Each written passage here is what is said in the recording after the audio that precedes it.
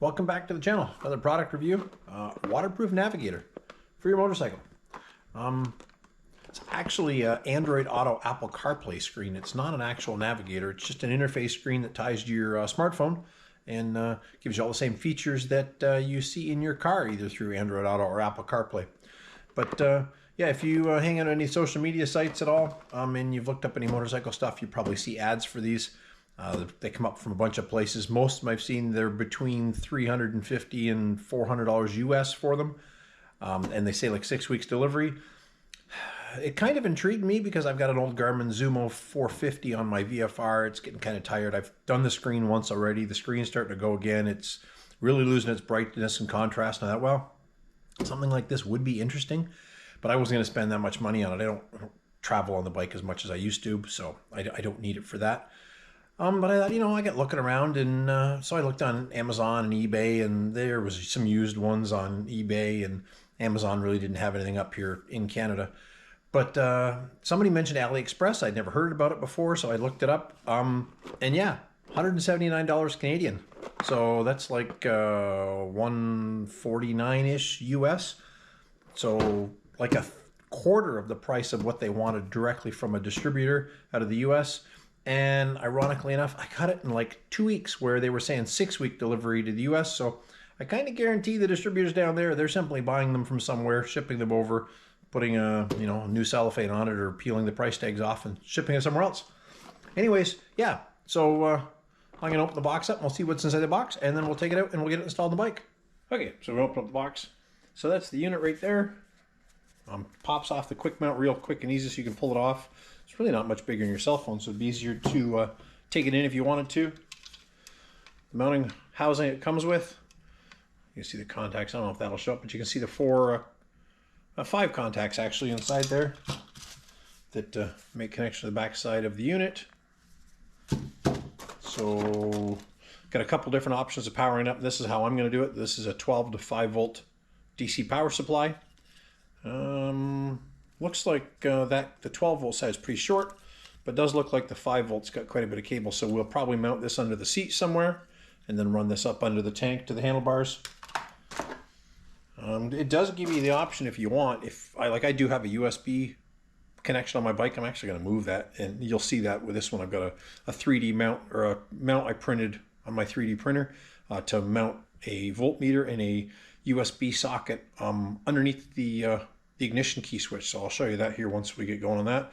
But you do have the option, if you've got USB, you can just plug this into USB power that way. And mini USB, was that what that is? That's the original small USB. That's a classic, isn't it? So other goodies down the box. Got a whole bag of mounting hardware. Let me just spin this around here. So all looks just like RAM mount stuff. This bag does have some weight to it, so there might be some quality to this stuff. I'm going to use the existing RAM mounts I've got. That is a RAM mount handlebar clamp. A 1.5 or 2 inch little yoke for it. And some U-bolts to mount it around your handlebars if you want. Okay, we're going to take this outside and pull the bike apart and get it installed. So that's my classic Zumo 450. As you can see, just mounted down here on a RAM mount right on top of the tank bolts of the bike. I've got it fed with a relay under the seat that comes off the license plate light, because on the VFR, the license plate light is on a circuit all its own. So if something were to short out from this installation, all I'm going to lose is the license plate, so it doesn't matter. Okay, so we'll fire it up. Just turn the power on for now. As you can see, 11.7 volts. That battery I think is due. Nice picture of a BMW GS. I haven't figured out how to change that. I haven't got it in the manual yet. That would be nice. I'd put a nice picture of the bike or something in behind it. So there it comes up. No problem. It's coming up. It's interfacing with my phone. The weird one, I had to set the date and time. It didn't pick it up automatically, which I thought was a little bizarre, but it is what it is, I guess. So Android Auto button right there. You go into the Android Auto, and I had to move the camera away quick because there is a little tiny speaker inside this thing. I don't know what you do with it, but the volume is so low you're not going to hear anything. But it automatically started playing, from my YouTube music. So, but there we go.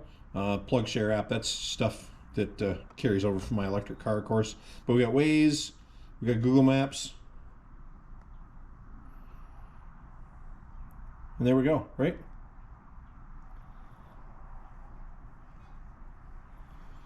The pinch zoom doesn't seem to work there like that.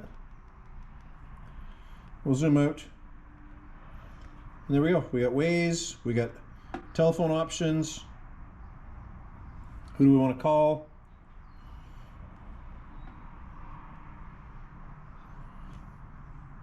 Your text messaging, whatever you want to do there, right? Of course, you can't type on it, but you can hear them, and then of course, you know, all your phone, all that stuff.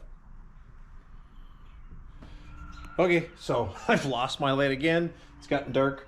Killed the battery in my phone messing with this. The instructions for the two aren't very clear. I mean, let me rephrase it. The instructions for the CarDo Spirit, beautiful, excellent, nice PDF. You can that's saved to your phone locally through the app.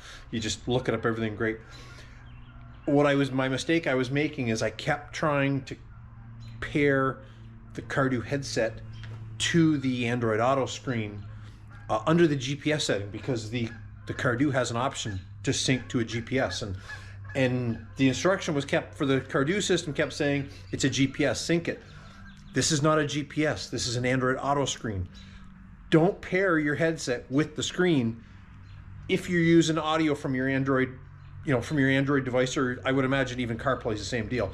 And let me show you the trick here, right here, in case you decide to pick one of these units up. So let me back out of the Android Auto software. You go into settings, and under sound effects, switch phone audio to output mode.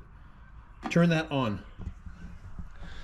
And that then used whatever the current audio source was for the phone, which of course, you go into the Bluetooth settings for the CarDo unit and make sure it's set for your audio and your calls, like both little box sliders over. I'll put a picture right here next to me, what that kind of looks like. In Android, I'm sure Apple's pretty much exactly the same way. But yeah, did that, didn't pair the headset with the screen, and it works awesome. Works beautiful like that. So of course, now that I've wasted probably an hour and a half messing with this, because that clock says it's 8:45. As you can see behind me, it's getting pretty dark. We will have to pick this up tomorrow. Pray the weather's good, and I'll finish off the review on the Android Auto Apple CarPlay screen and the CarDo Spirit headset. So for me, it's going to be 12 hours, could be 24 if the weather's terrible for you. How about right now? And as you can see, lighting is terrible in here as usual. And it hasn't been 12 hours later. Man, it's like 3 weeks later. Life just got in the way. I do this as a hobby, of course. But yeah, life got in the way. I actually had to ride the bike to work a couple times because I somehow had a back window of my car smashed out. I'll throw a little picture there, don't know what happened. $400 get it fixed, regardless, whatever. I rode the bike to work a couple days. I put like 600K on it. The screen works awesome. The headset works phenomenal. I figured out how to change the background screen. I haven't done it yet, but I found a video on YouTube how to change the background screen, get rid of that BMW, and put your own custom picture in. I will link that in a description how to do it. There's no audio with the video.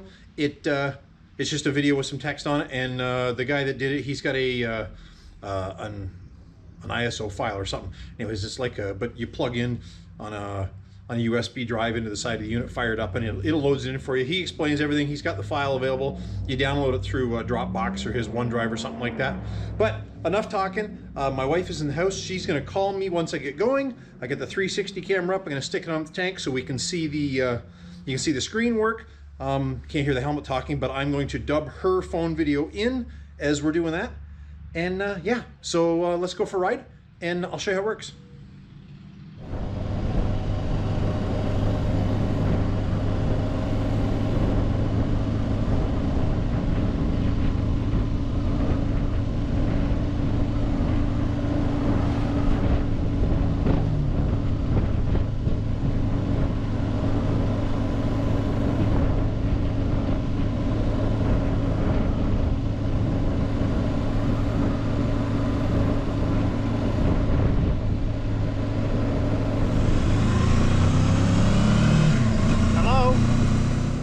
So that is the 5-inch Android Auto Apple CarPlay touchscreen for your motorcycle.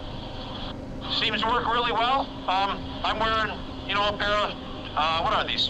C5 gloves. I don't know, they're a local manufactured motorcycle glove, all leather. Touchscreen works really well with the gloves on, no issues. I have got caught in a little bit of rain once, just a couple little spits. As you can tell, there's still some water spots on the bike. And no issues with the waterproof. They say IPX76 or something like that. So basically that's good for submerging up to 1 meter of water for 30 minutes without any water ingress. Anyways, I hope you enjoyed the video. If you did, please smash that like button. Like I always say, I buy this stuff myself. None of these videos are sponsored. So if I can eventually crest through that 1,000 subscriber mark, right now my view count is right around the point where I'd be making about $100 a month on this. So please subscribe to the channel and wave your friendly motorcycles when they go by. I'll see you next time. Thanks for watching.